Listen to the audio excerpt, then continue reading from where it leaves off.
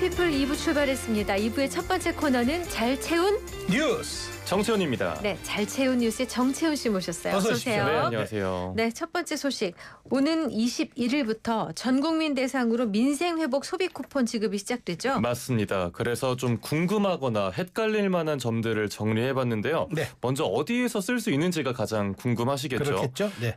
쿠팡 같은 온라인 쇼핑몰 또 프랜차이즈 본사 직영점에선 쓸 수가 없습니다. 그래서 예를 들면 모두 직영점으로 운영되는 스타벅스에서도 쓸 안 수가 되겠네요. 없습니다. 안 되죠. 네, 그리고 배달의 민족 같은 배달앱의 경우에는 일반적으로 하는 주문은 안 되고 왜 단말기로 계산하고 한다고 해서 만나서 결제하는 방식 있잖아요. 만나서 결제. 그렇게 하면 소비 쿠폰을 쓸 수가 네. 있습니다. 네. 뭐 전통시장이나 동네 마트, 식당, 미용실, 안경점과 학원 등에선 모두 사용 가능하고요.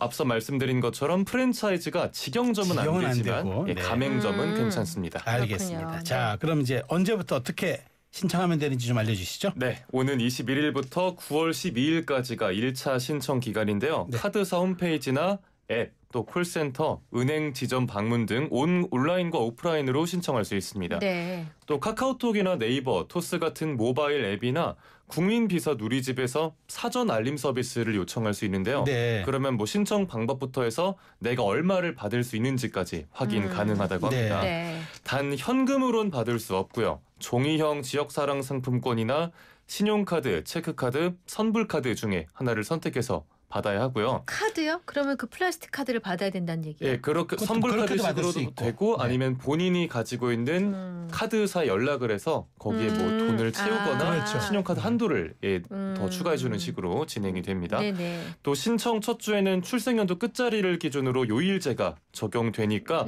첫 주에 신청하실 분들은 참고하시고요. 네. 2차 신청은 9월 22일부터 10월 31일까지 진행되는데 11월 30일까지 소비 쿠폰을 쓰지 못하면 전액 환수된다는 점도 꼭 기억하셔야겠습니다. 네. 그러면은 1차 신청에 하는 게 낫네요. 빨리 까먹기 전에 그러니까 빨리 하고 빨리 쓰면. 네, 예. 아, 네. 그렇습니다. 자, 다음 소식입니다. 일론 머스크 테슬라 CEO가 신당을 창당한다고 발표했는데요. 여기에 대한 트럼프 미국 대통령의 반응이 나왔다면서요? 네. 신당 이름이 아메리카당이죠. 좀 네. 특이한데요. 트럼프 대통령은 그 일론 머스크 CEO의 창당에 대해서 터무니없는 일이라고 날을 세웠습니다. 제3정당은 혼란만 가중시킬 뿐이라면서 머스크의 정치 행보를 강하게 비판했는데요. 네. 자신의 SNS인 트루스 소셜에도 머스크가 탈선 중이고 기차 사고가 되어가는 모습을 보니 슬프다 라면서 좀 비꼬는 듯한 비판하는 글을 올렸습니다. 네. 또 스콧 베선트 미 재무장관도 인터뷰에서 테슬라와 스페이스X 이사회가 머스크의 발표를 싫어했을 것이라고 말했는데요. 네. 테슬라 관련 상장지수 펀드 ETF 출시가 미뤄지는 일도 있었습니다. 아하. 좀 트럼프에게 등을 돌린 머스크의 행보가 앞으로 어떻게 될지 좀 궁금해지네요. 아니 그러게- 둘이 네. 원래 저기 사이가 잠깐 나빠졌다가 다시 또- 화해했다는 또- 얘기까지 있었거든요. 예, 근데 다시 뭐 좀 이렇게 등을 돌리는 그 크고 아름다운 하나의 법안, 그 법안이 법안에 그 감세 법안에 도저히 난 동의할 수 없다고 다시 또 머스크가 반기를 들어서 아하. 이게 지금 이렇게 되고 있는데 네. 이제 이것도 궁금하지만 트럼프 대통령이 지금 다른 나라들에게 무역 협상에 대한 뭐 서신을 보낸다. 여기에 대해서 지금 뭐 월요일까지 내가 하겠다 뭐 이런 얘기들이 맞습니다. 궁금한데 요 얘기도 좀 전해주세요. 네, 트럼프 대통령이 7월 9일까지 무역 상대국의 관세 서한을 보내거나 협상 타결을 보는 식으로 대부분의 무역 협상을 마무리하겠다는 입장입니다. 네. 현지 시각으로 7일에 서한을 보낼 나라가 12개국일 수도 있고 또 많게는 15개국이 될 수도 그러니까요. 있다고 네. 했는데요. 네. 우리 시간으로는 오늘 밤이나 내일 새벽에 알게 될 가능성이 높겠죠. 네. 이제 미국이 막 자정을 넘긴 새벽이니까요. 그러니까, 네. 화요일과 수요일에도 관세 서한을 일부 발송할 계획이라고 했습니다. 네. 또 러트닉 상무장관은 관세가 그 유예 기간 끝나고 바로 적용되는 건 아니고 8월 1일부터 적용될 거라고 했는데요. 네. 즉 상호 관세 유예 기간이 끝나는 9일까지 아예 협상을 타결을 해버리거나 네. 아니면 미국이 일방적으로 정한 관세율을 서한을 통해서 통보하는 식으로 무역 협상을 끝낼 걸로 보입니다. 네. 한마디로 합의하거나 아니면 관세 부과라는 쪽으로 밀어붙이는 분위기입니다. 그렇군요. 자, 다음 소식입니다. 일본 도카라 열도에서 보름 동안 지진이 무려 1,400회 넘게 관측이 됐다고요? 그렇습니다. 앞서 한 만화가가 제기한 7월 5일 대지진설이 주목을 받았었죠. 그렇습니다. 네. 그날의 대지진은 없었지만 지난달 21일부터 도카라 열도 인근에서 무려 1,400회가 넘는 지진이 이어졌습니다. 네. 어제 낮 2시쯤에는 규모 5.4의 지진이 발생했고요. 이로 인해서 도카라 열도의 섬인 아쿠세키지마에서는 최고 진도 5강의 흔들림이 감지됐습니다. 진도 5강이면 집안에 있는 식기나 책이 떨어지고 사람이 공포를 느끼는 그 정도면 수준이라고 해요. 가능하겠네요. 네. 네, 심지어 지난 3일에는 사람이 서 있기 어렵고 또 유리창이 파손되거나 책장이 넘어질 수 있는 진도 6약까지 발생하기도 했습니다. 네. 아니 뭐 아무리 일본이 뭐 지진이 발생이 많은 나라라지만 그렇게 계속 발생하면은 그 지역 주민들은 뭐 굉장히 불안하겠는데요. 그러니까요. 그래서 주민들도 점차 섬을 떠나는 중인데요. 어제 오전엔 2개의 섬마을에서 주민 46명이 섬을 빠져나갔고요. 네. 앞선 4일에도 주민 13명이 가고시마시로 대피했습니다. 만화에 나온 7월 5일 대지진은 없었지만 이 만화가가 해당 날짜는 출판사의 편집 과정에서 나온 실수라면서 7월 중에 대규모 재해가 발생할 가능성은 여전히 있다라면서 네. 계속 그 입장을 고수하는 중이에요.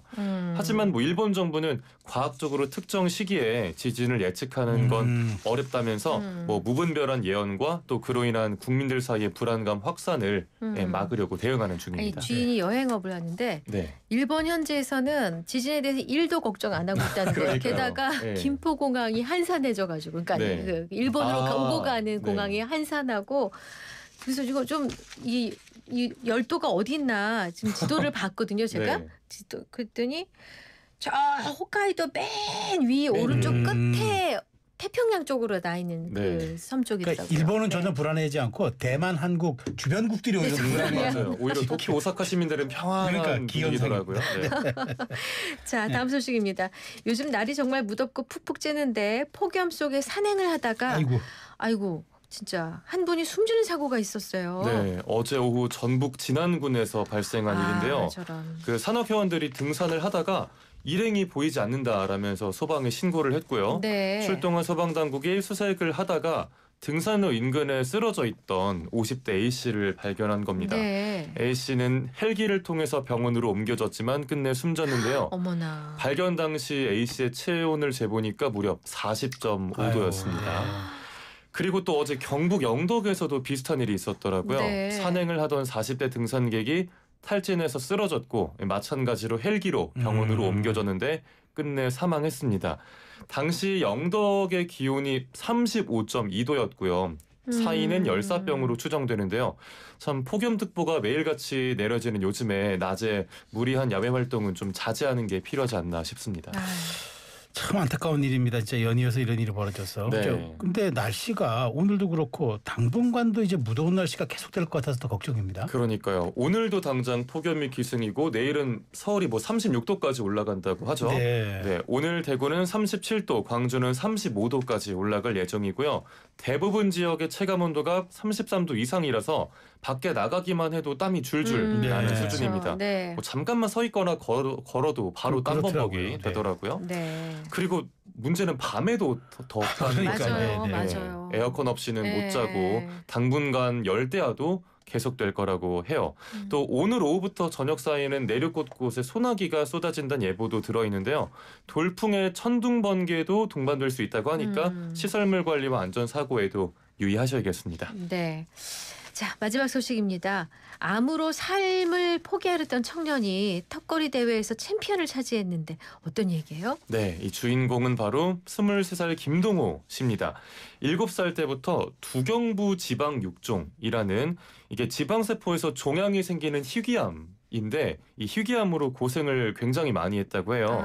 입안이 부어서 입과 목, 얼굴에 종양이 생기고요. 또 수술을 여러 번 반복해도 외형적으로 얼굴이 많이 손상이 돼서 심신 모두 지쳐 있었던 상황인데 네. 동호 씨가 삶을 포기하려던 순간에 어머님이 해주신 말씀을 듣고 위로를 받았다고 합니다. 네. 뭐 네 잘못이 절대 아니다. 네. 설령 네가 사라진다고 해도 가족이 절대 행복해지지 않는다라는 네. 어머니의 말을 듣고 다시 살아볼 결심을 했다고 하는데요. 네. 이때 마음을 다잡아서 방문에 철봉을 매달고 매일 한두 시간씩 턱걸이를 연습했다고 합니다. 야, 정말 대단한데니까 문과 문 사이에 그 문 사이에 있는 게다가 붙여가지고 턱걸이 하는 거잖아요. 턱걸이 철봉 매달아서. 그런데 정말 대단한데. 네. 그래서 이제 건강도 회복이 됐다고 그런 건가요? 예, 맞습니다. 제가 그 맨몸으로 턱걸이 하는 사진을 보니까 체격이 네. 정말 대단하더라고요. 네, 저랑 좀 비교되게.